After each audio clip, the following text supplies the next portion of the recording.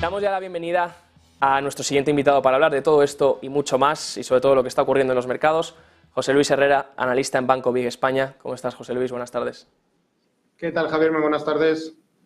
Bueno, quería lo primero, José Luis, hablar del tema de China. Estos datos que hemos visto hoy, la recuperación ya se habla de que ha llegado para el país. Hemos visto un PIB del 4,5%, superior a lo que se esperaba, y sobre todo las ventas minoristas, el consumo se dispara por encima del 10%. Entiendo que también había mucho ahorro parado que ya está saliendo otra vez a consumir. ¿Cómo veis estos datos económicos de China? ¿Creéis que ya está entrando en una fase de expansión dentro del ciclo? Pues muy importante el dato, porque fíjate que es uno de los posibles cisnes negros de los últimos tiempos, la evolución de la economía china, el cómo iban a ser capaces de salir pues, de toda esa etapa de post-COVID.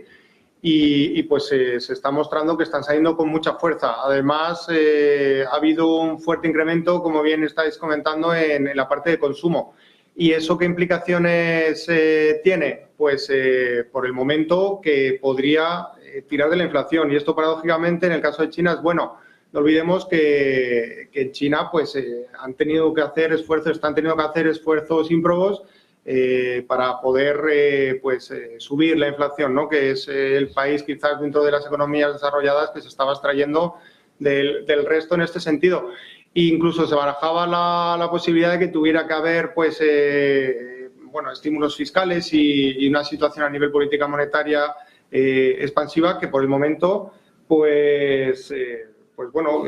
resta posibilidades, ¿no? de que ocurra y por lo tanto pues muy positivo. Este dato además contrasta con el que ha salido hoy, con el que hemos conocido hoy en lo que respecta a Alemania, esa encuesta ZEW que lo que muestra pues es precisamente pues una fuerte caída.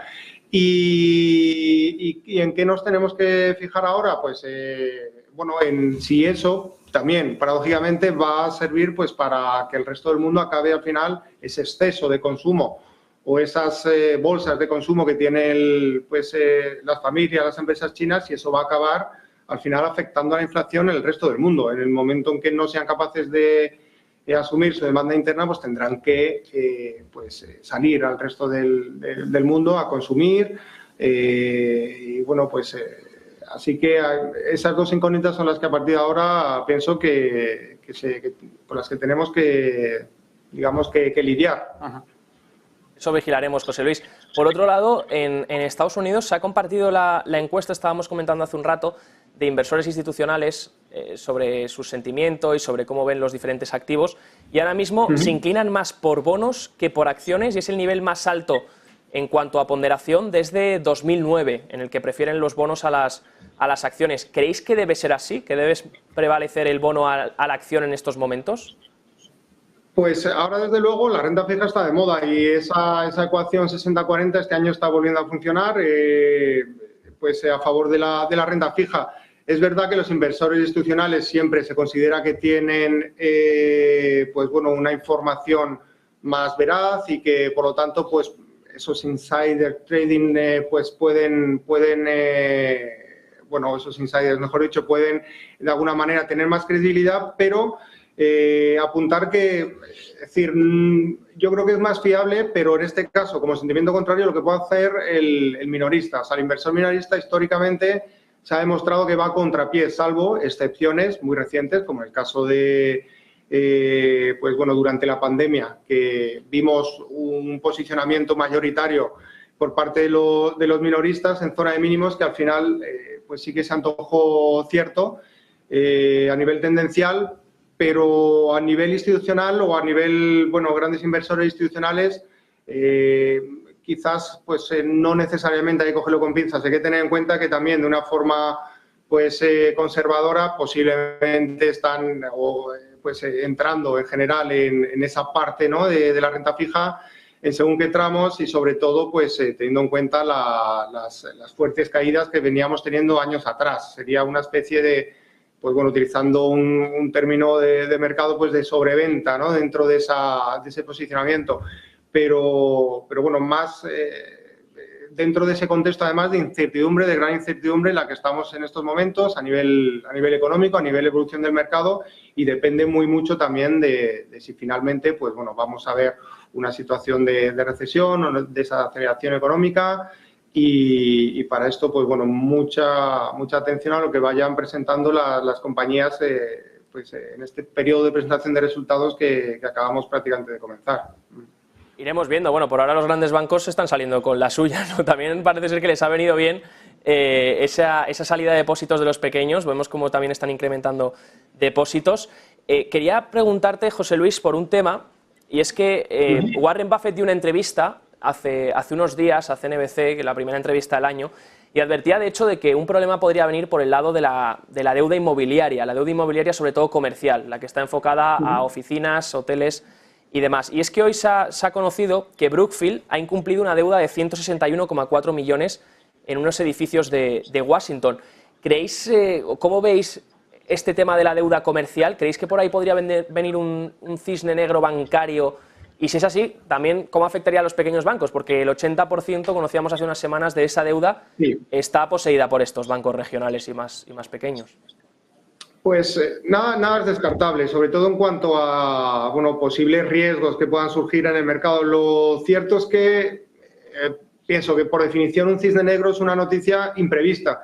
Se viene hablando mucho de que podría ser un cisne negro, esto de la deuda inmobiliaria comercial y bueno, pues posiblemente pues no sea una acción tan sorpresiva. Hace un par de años también había pues una situación en el mercado, un riesgo del que se hablaba, que era pues precisamente la deuda de las inmobiliarias, pero en este caso en China, ¿no? Comandada por Silvergate y bueno, pues al final, por el momento, al menos, pues ha quedado en un asunto algo más contenido, probablemente por intervenciones del gobierno chino y por X factores.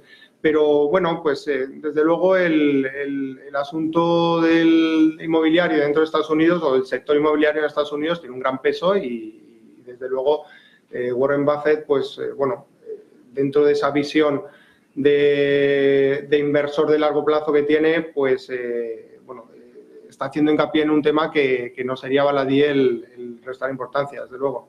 No, totalmente, sobre todo en una charla en la que le preguntaban, porque él no sacó el tema, pero le preguntaron porque, como bien has dicho, más que cisne negro deberíamos decir como el evento esperado, ¿no? Que es donde está poniendo todo el mundo los ojos.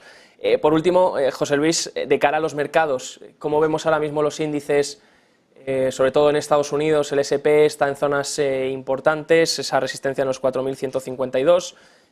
¿Cómo lo estás viendo? ¿Crees que a partir de aquí es momento para tener cuidado, que todavía los índices podrían romper esa resistencia? También estamos viendo el dólar intentar rebotar ligeramente. ¿Cómo lo ves ahora mismo? Pues nada ha cambiado sustancialmente en las últimas semanas. Los índices ahora mismo están en zona de resistencias en líneas generales y con una fuerte sobrecompra. Entonces eso sí que podría propiciar pues unas semanas de recortes. Antes, pienso, y ya es un juicio personal, antes de volver a retomar un cierto movimiento alcista que lleve a zonas que serían como objetivo primario pues del pasado verano. En este sentido, el S&P 500, os muestro aquí en el gráfico la zona comentada, ¿no? Alrededor de los 4.155, 4.160 puntos, eso es un muro por el momento, y vemos la fuerte sobrecompra que acumula en el corto plazo. El tecnológico Nasdaq, porque está un poquito más distanciado y sí que podríamos pensar que ha dejado atrás su correspondiente zona de resistencia, pero bueno, pues tampoco acaba de definirse en el corto plazo y también sería susceptible de tener una toma de beneficios pues próximamente. Y en el caso del Dow Jones 30, pues tenemos esta directriz bajista que viene frenando de alguna manera también las recuperaciones, quizás el mejor posicionado para atacar pues su correspondiente zona de resistencia alrededor de los 34.500 puntos. Pero bueno, la situación es esa. Podría haber un nuevo tirón al alza, pero no estando exento de una corrección, al menos en el corto plazo. Y en lo que respecta a Europa, pues tenemos también una situación muy parecida. El Eurostoxx 50 está en zona clara de resistencia alrededor de los 4.400 puntos Por supuesto, toda superación de los niveles comentados, pues sí que, al menos desde un punto de vista técnico, podría dar pie a una continuidad del movimiento, pero mucho ojo también porque también podría ser susceptible de una ruptura falsa, ¿no?, dentro de ese contexto de fuerte sobrecompra que comentábamos. Y además que hemos visto varias en el último año, varias roturas de esas que parecen que van a romper y luego se giran rápidamente. Veremos, por supuesto, como siempre, cómo evoluciona a esos niveles. Gracias por comentárnoslo, José Luis Herrera, analista en Banco Big España. Que tengas buena tarde. Igualmente, un abrazo.